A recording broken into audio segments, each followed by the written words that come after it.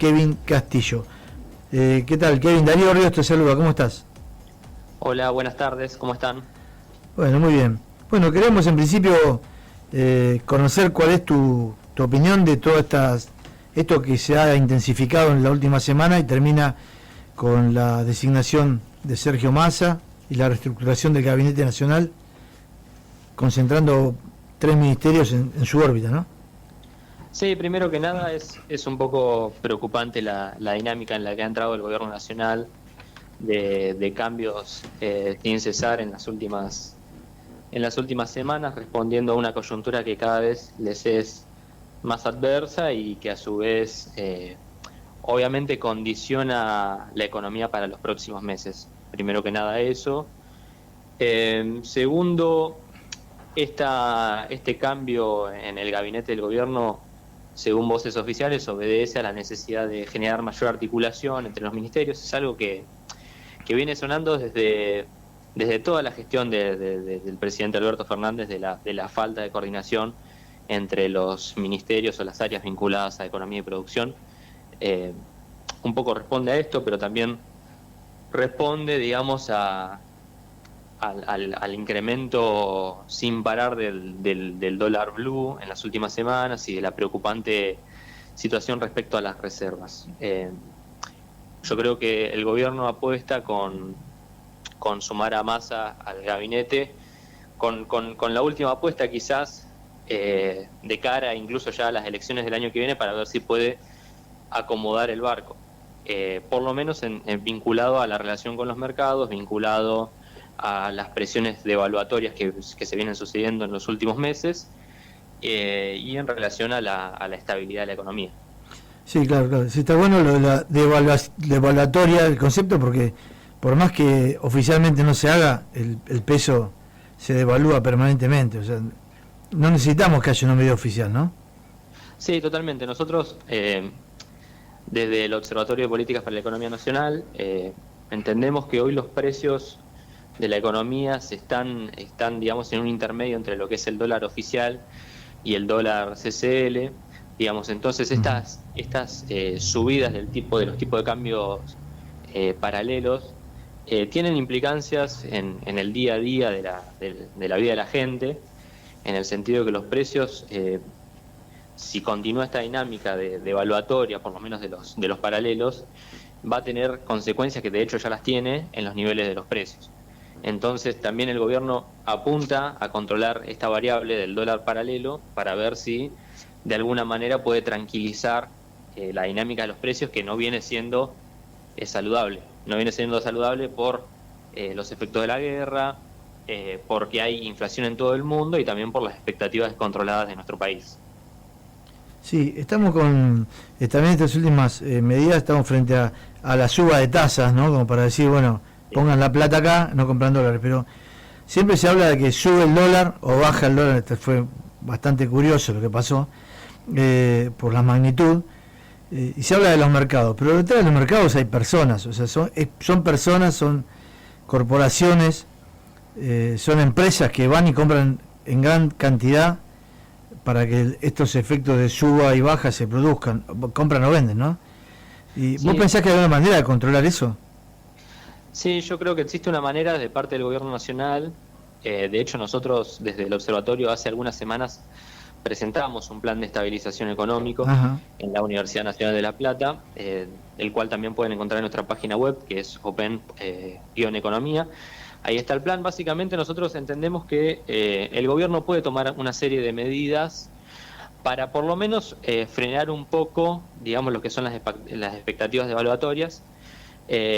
Y más que nada, nosotros lo que entendemos es que para controlar la subida del dólar CCL, el gobierno debería trabajar sobre la cantidad de pesos disponibles en el mercado, y nosotros consideramos que la base monetaria ampliada, si continúa creciendo, es decir, si continúa la emisión de pesos para financiar el déficit fiscal, y a su vez, si al mismo tiempo las reservas se debilitan por filtraciones, por el consumo de importaciones, por distintos motivos que presionan al tipo de cambio oficial y a las reservas, esa relación entre pesos disponibles y reservas disponibles en dólares claramente genera presiones devaluatorias. Entonces el gobierno debería trabajar, por un lado, para controlar la cantidad de pesos existente.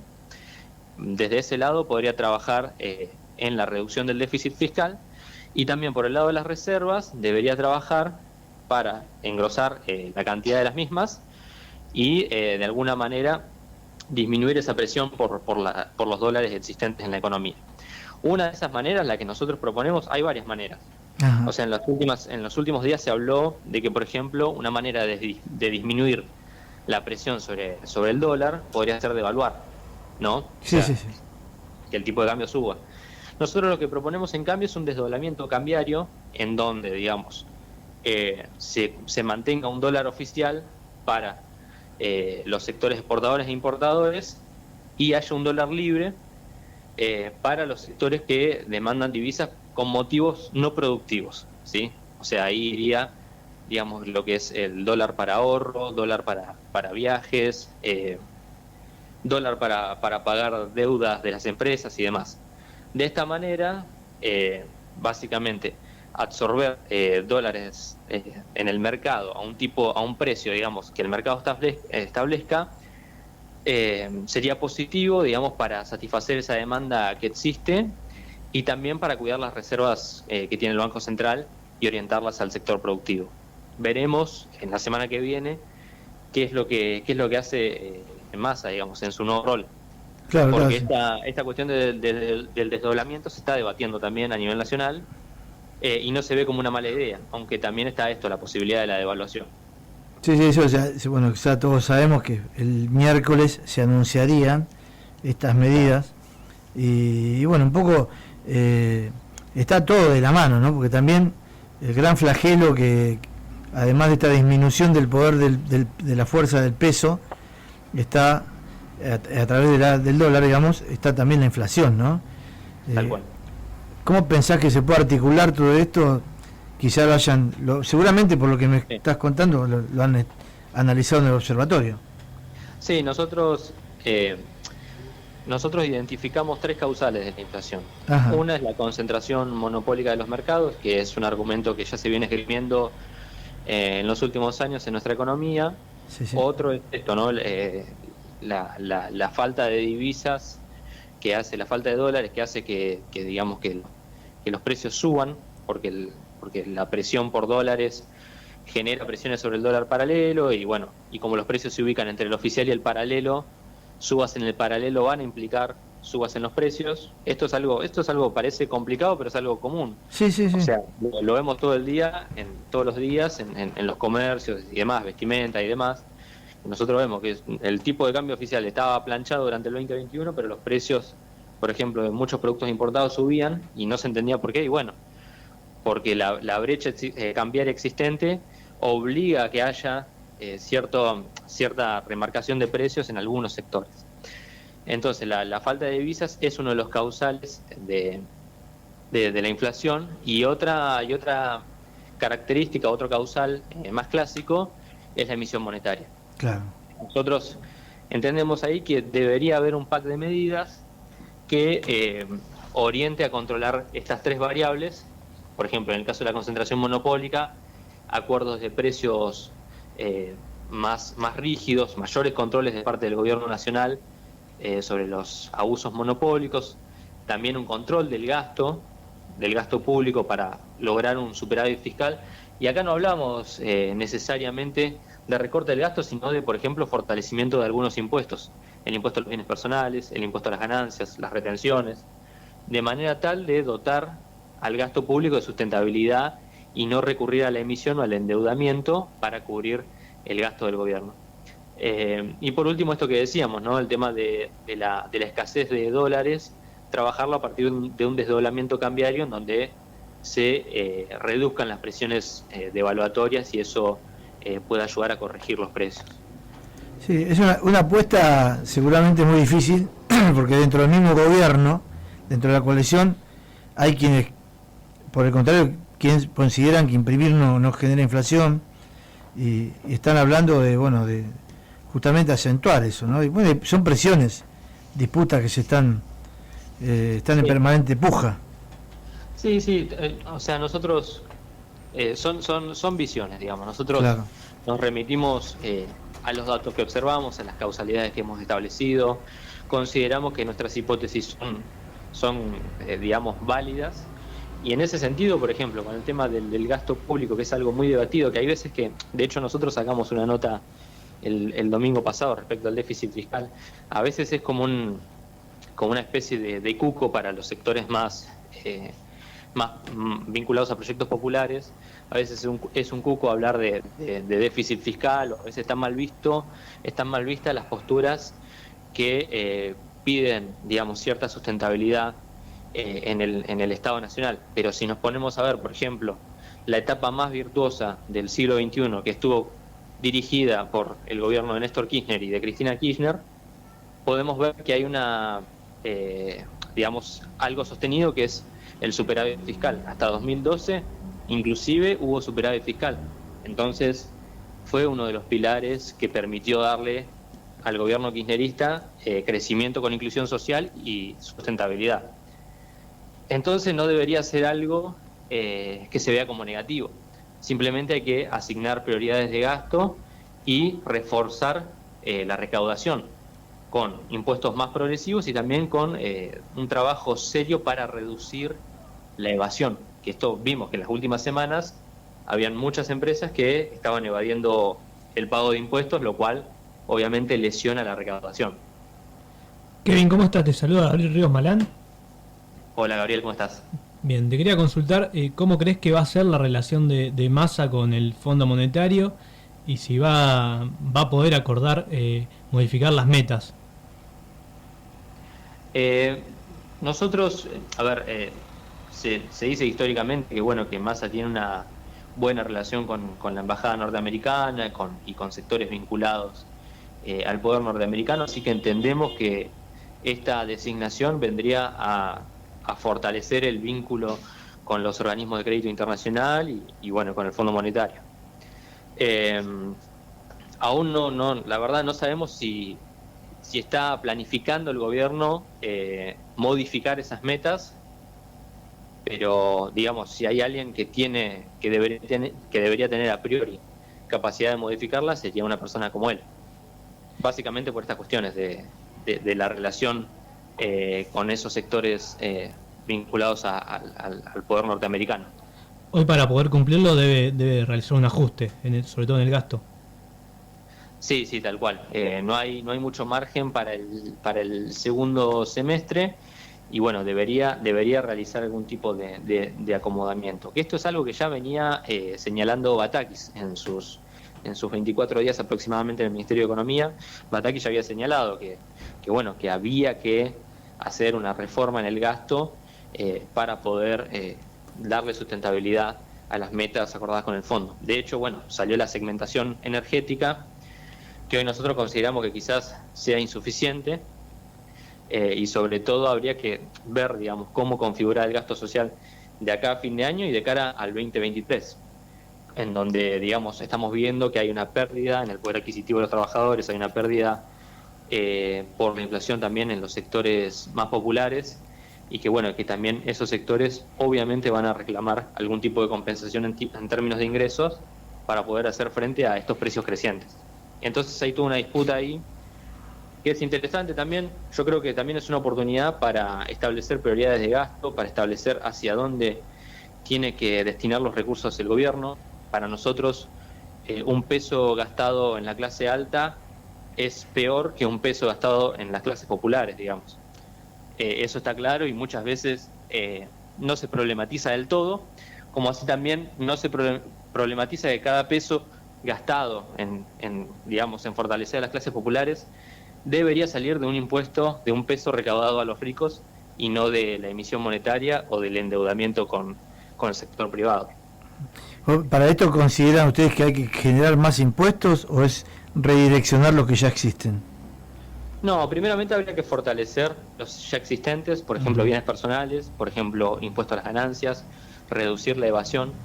A ver, por ejemplo, bienes personales a fin de año se termina su vigencia. Es un impuesto de carácter excepcional que la última vez que se prorrogó fue en 2017 hasta el 2022. Sí, sí. En las últimas semanas, Martín Tetaz, por ejemplo, presentó un proyecto para derogarlo definitivamente. Bueno, hay una discusión ahí entonces, digamos, sobre qué hacer. Nosotros consideramos que hay que fortalecer estos impuestos que gravan el patrimonio porque son más progresivos y porque permiten, digamos, distribuir una mayor cantidad de dinero hacia el gasto en los sectores populares y más necesitados. Hay todo otro sector del político, digamos, que básicamente pugna por otra cuestión. Pugna más por claro, reducir el gasto para así poder reducir la recaudación y, entre comillas, sacarle el zapato de la cabeza al productor, como siempre señalan. Nosotros lo que decimos es que hay que, digamos, lograr el superávit fiscal, cualquiera sea el gasto que elija el gobierno, digamos. Tiene que ser una condición de que si un gobierno decide un gasto alto o un gasto bajo, bueno, tenga que hacerse los recursos necesarios para poder cubrirlo y no necesitar de endeudarse o de emitir dinero.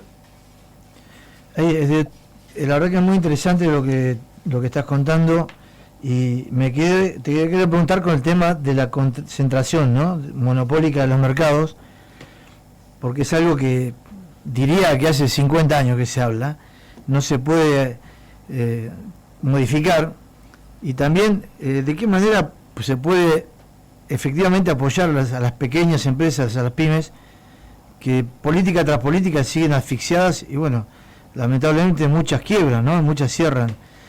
No sé ustedes qué tienen pensado para esto, ¿no?, porque esto es lo que hay que fortalecer, que el que produzca en pequeña cantidad no tenga que pagar la inmensa masa de impuestos que paga una multinacional, por ejemplo. Sí, principalmente hay dos cuestiones. Con respecto a la concentración monopólica, a ver, a priori uno dice, bueno, qué complejo que es regularlas. También sería más complejo tener 1 millón de actores económicos a los cuales sería imposible regular uno por uno, ¿no? Entonces acá, si bien entendemos que la concentración monopólica garantiza siempre precios más altos que si hubiera competencia, claro, los puedes identificar a los actores que te están generando alza en los precios. Entonces, un fortalecimiento de la regulación de esos sectores, un fortalecimiento en aumentar esfuerzos para reducir la evasión fiscal, que es algo que se puede hacer y que se debe, sería importante, como así también sentar a esos sectores y establecer acuerdos generales de precios que se respeten. Hoy lo que pasa es que el Estado ha perdido mucha capacidad estatal para regular que los acuerdos a los cuales se arriba se cumplan. Entonces, me parece que es necesario, digamos, utilizar todo el aparato estatal existente, desde nación, provincia y municipios, para controlar que esos acuerdos de precios se cumplan, básicamente. Y después, por el lado de las pymes, son un sector central en la economía argentina, son el sector que genera empleo por excelencia, son el sector que hoy, digamos, abastece en buena medida a la producción nacional. Entonces, algunas de las propuestas que nosotros tenemos son, primero que nada, establecer líneas de crédito blandas para esos sectores a tasas bajas o a tasas incluso subsidiadas. Ahí volvemos nuevamente a lo que es la discusión del gasto, ¿no? Sí. Subsidiemos a las pymes, Sí. si vamos a subsidiar el sector. Subsidiar a esos sectores o establecer líneas de crédito a tasa baja, y también establecer con estos sectores concentrados requerimientos de integración de cadena de valor nacional. Y esto es una política que se ha llevado adelante en los gobiernos kirchneristas, en los primeros gobiernos kirchneristas, de buscar, y sobre todo en el automotriz también, de buscar cierta integración de las pymes a estos sectores, de manera tal de que si hay saltos productivos en los sectores concentrados, estos puedan, digamos, trasladar esos beneficios a las pymes involucradas. Me parece que eso, integrar el aparato productivo nacional, sería una política interesante para dotar a las pymes de, obviamente, mayor protagonismo en lo que es la producción nacional. ¿Y estos subsidios deberían estar orientados a cualquier tipo de pyme o a sectores específicos? Mira, en su momento, cuando estaba Matías Culfas en el Ministerio de Desarrollo Productivo, una de las condiciones para asistir a las pymes, en realidad habían dos condiciones: una era que generen empleo y dos, que tengan cierta capacidad para generar exportaciones. o para asistir a sectores que generen exportaciones. Me parece que ese es un buen criterio, sobre todo por la escasez de divisas que tiene nuestro país y por la necesidad de incrementar las exportaciones para mejorar, digamos, el saldo comercial, para disminuir la presión sobre los dólares que existen en nuestro país. Recordemos que estamos en una economía bimonetaria, entonces es un buen criterio, me parece, que generen empleo, o sea que los créditos sean para empresas que tengan potencial generador de empleo y también para potencialmente asistir a sectores exportadores o tener directamente capacidad exportadora. Me parece que es un buen criterio que debería llevarse adelante. Kevin, te hago una última pregunta. El martes asumiría Sergio Massa, el miércoles estarían estas medidas. ¿Vos sos optimista de lo que nos puede pasar? Porque venimos desde hace décadas, ¿no?, de este gobierno, ¿no? Venimos hace décadas cayendo, ¿no? Sí, lo primero que me surge a mí es preocupación sobre todo porque hay algo que quizás no está en la agenda de hoy, digamos, cómo están los ingresos de los sectores trabajadores, cómo están las condiciones de vida de la gente. Estamos más pensando, la agenda económica está más centrada en esto, ¿no? En qué va a pasar con el dólar, en la macro, digamos. En la macro, y no estamos viendo, digamos, las condiciones de vida de los trabajadores. Claro, que en realidad el ser... que van a votar, el año que viene votan ellos. El ser de lo central es el ser humano, no es la economía, tiene que estar a beneficio del ser humano, ¿no? No, incluso si lo ves en un orden político, electoral o utilitarista, bueno, los que votan el año que viene son los trabajadores. Sí, claro. Y no hay una agenda clara de fortalecimiento de los ingresos de los trabajadores, no hay una agenda clara, de hecho hay sectores más vinculados a la economía popular que están pujando fuerte por el salario básico universal, aún sin ningún tipo de respuesta del lado del gobierno. Me parece que bueno, que esos sectores son digamos centrales en la economía, no se está discutiendo con el suficiente ahínco sobre ellos, y me parece que eso me genera preocupación porque en el medio la calidad de vida de los argentinos se deteriora. Exactamente. Después probablemente el nombramiento de Massa sirva, de hecho está sirviendo para calmar a los mercados. El dólar blue cayó bastante luego de esta designación. Es posible que tengamos más crédito del lado externo, con el Frente Monetario y demás, que son condiciones igualmente para estabilizar la economía, pero me preocupa esta pasividad del lado del gobierno nacional a la hora de